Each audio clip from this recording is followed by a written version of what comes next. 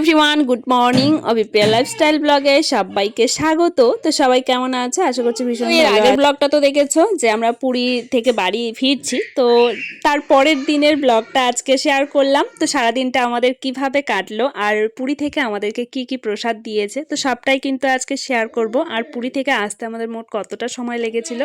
তো যাই হোক, সম্পূর্ণ ব্লগটা সবাই দেখতে থাকো। ভালো লাগলে চ্যানেলটাকে সাবস্ক্রাইব এবং লাইক আর কমেন্ট করতে কিন্তু ভুলবে না। চলো তাহলে ব্লগটা শুরু করি। A few moments later. Hello everyone, good morning সবাইকে। সবাই কেমন আছেন? আশা করছি ভীষণ ভালো আর আমিও কিন্তু অনেকটাই ভালো আছি। তো সারা রাত জার্নি করার পর এখন প্রায় সকাল হয়ে গেছে, আর সকাল সকাল আজকে ব্লগটা শুরু করলাম। তো এখানে আমার হাজব্যান্ডও উঠে পড়েছে, আমিও উঠে পড়েছি, আর পাপা এখন ঘুমোচ্ছে। আর এখন কিন্তু বাজে সকাল 6টা। আর কর্তামশাই বললো যে ট্রেন যেতে অনেকটাই লেট আছে আজকে, তো তুমি সকাল সকাল ব্রাশ কোলগেট সব কিছু করে নাও। আর এটা কিন্তু আমি কর্তামশাইকে ব্রাশ কোলগেট দিয়ে দিলাম, কারণ সবসময় তো কর্তামশাইকে সেবা যত্ন করার সুযোগ হয়ে ওঠে না, তাই একটু ট্রেনের মধ্যে একটু সেবা যত্ন করছি। তো যাই হোক, বাইরের ওয়েদারটা না ভীষণ সুন্দর। চলো তোমাদেরকে একটু দেখাই। দেখো কত সুন্দর লাগছে, চারিদিকে ধান চাষ, মানে ধানের ক্ষেত, আর সবুজ প্রকৃতিতে চলে যাওয়ার পথে পুরী ধামের দিকে আমরা যতই এগোচ্ছিলাম ততই দেখা যাচ্ছিল চারিদিকে শুকনো, মানে কোনো গাছপালা কোনো কিচ্ছু নেই। আর চারিদিকে ধান চাষ করার পর সবাই যেন মাঠের মধ্যে আগুন জ্বালিয়ে দিয়েছিল।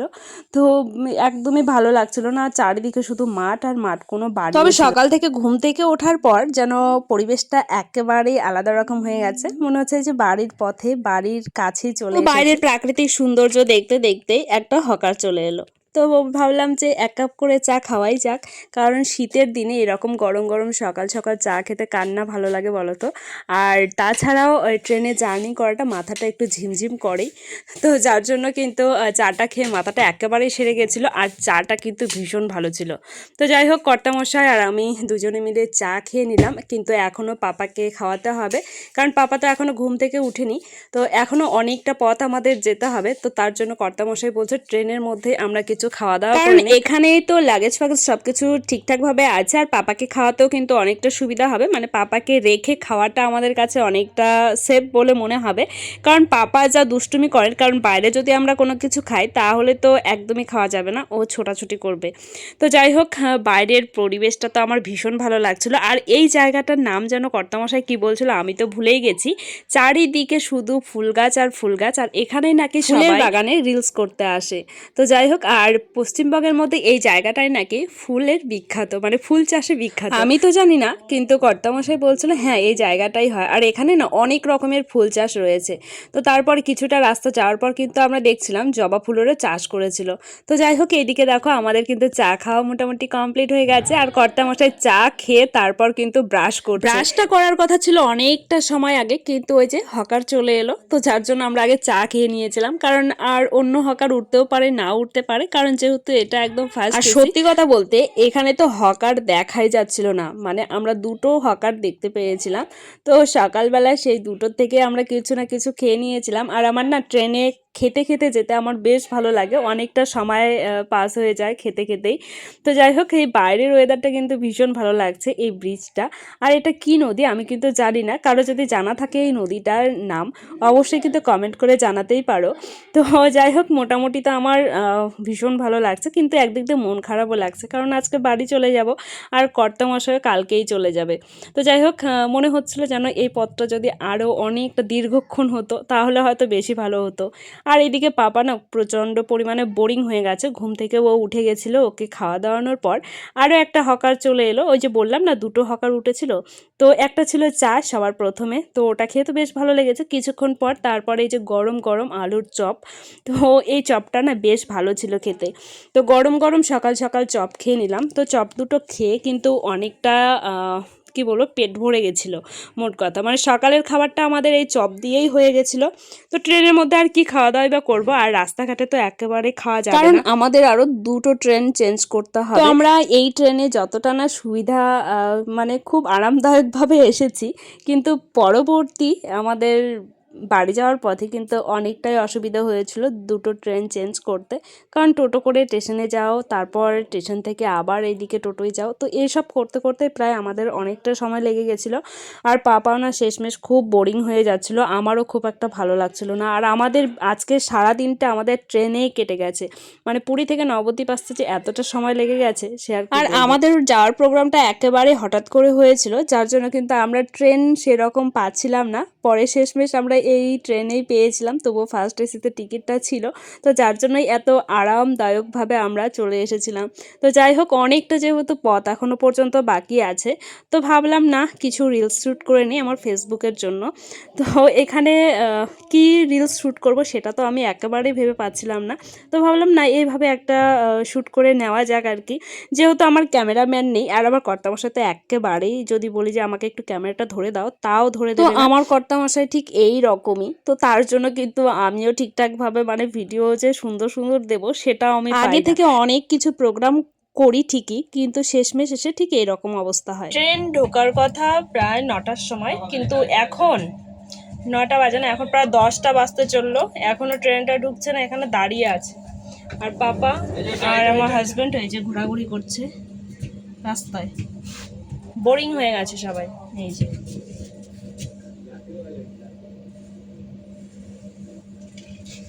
বস, পুরোটা বস। অনেকটা সময় ট্রেনটা দাঁড়ানোর পর এখন আবার ট্রেনটা ছেড়ে দিল। আর এই দিকে দেখো, আমি তো খেয়ালই করিনি, কর্তামশাই বলছি এসব কি, মানে একই পরিবারের লোকজন এসব জামা কাপড় মেলেছে নাকি আবার এইভাবে। তো যাই হোক, এটা দেখে বেশ মজা লাগছিল, তো যার জন্য আমি একটু ক্যামেরা বন্দি করে নিলাম মাকে দেখাবোর জন্য।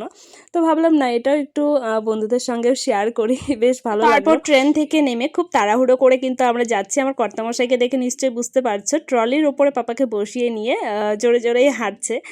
আর এই স্টেশনটার নাম সত্যি আমি ভুলে গেছি যে কোন স্টেশনে আমরা নেমেছিলাম, আর এখানে এসে তো সব কিছু উল্টে পাল্টে যাচ্ছিল।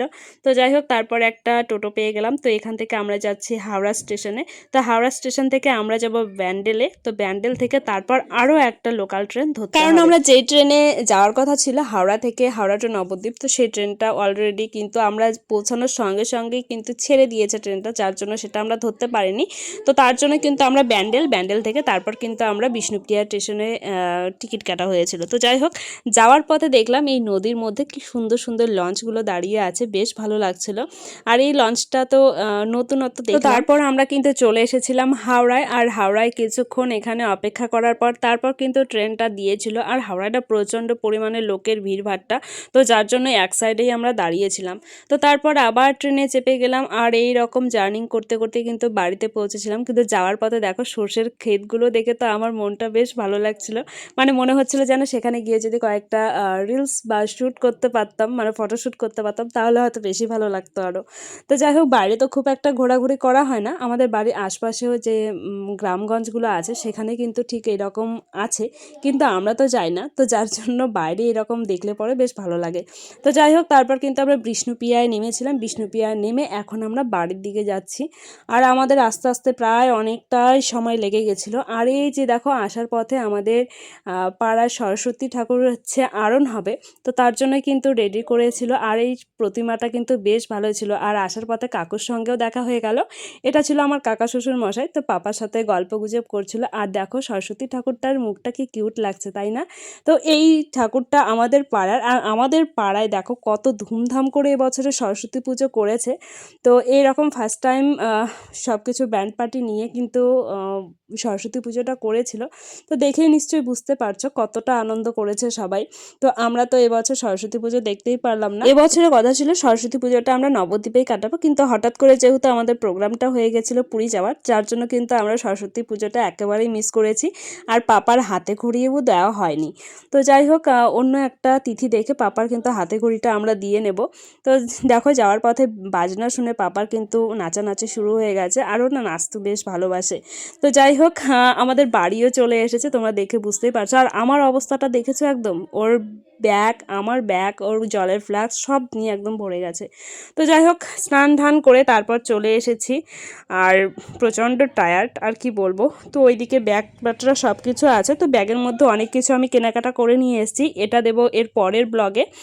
আর এখানটায় রয়েছে প্রসাদ, তো প্রসাদ তো সবাই আমাদের পাড়ায় থেকে কেউ যদি পুরীতে যায় বা কোনো দর্শনীয় স্থানে যায়, তো সেখান থেকে কিন্তু প্রসাদ নিয়ে এসে গোটা পাড়ায় বিলায়। তো আমাদেরও তো সেটাই করতে হবে। তো মাকে ডেকে নিয়ে আসবো, তারপর কিন্তু প্রসাদটা মাই দিয়ে আসবে। তো যাই হোক, আমার তো ভীষণ শরীরটা খারাপ লাগছে। তো চলো দেখাই কি কি প্রসাদ দিয়েছিল জগন্নাথ দেবের। তো এই যে দেখো, একটু দিয়েছিল, এটা নাকি চাল, এটা এখনো পর্যন্ত আমি খুলে দেখি, মানে সেটা হচ্ছে মেন প্রসাদ। আর এগুলোও কিন্তু প্রসাদই ছিল, আমরা একদম পুরী মন্দিরের ভেতর থেকেই কিন্তু এটা নেওয়া হয়েছিল, মানে এই ভোগটাই দেওয়া হয়েছিল। এই যে দেখো, নিমকির মতন একটা দিয়েছে, এই যে একটা সন্দেশ দিয়েছে, তো মোটামুটি 4-5টা এরকম সন্দেশ ছিল। আর তার সাথে ছিল এই যে গজা, তো গজাটা তো থাকবেই। তো যাই হোক, আর আমরাও কিছু গজা কিনে নিয়ে এসেছিলাম এক্সট্রা করে, মানে গোটা পাড়ার লোককে দেওয়ার জন্য।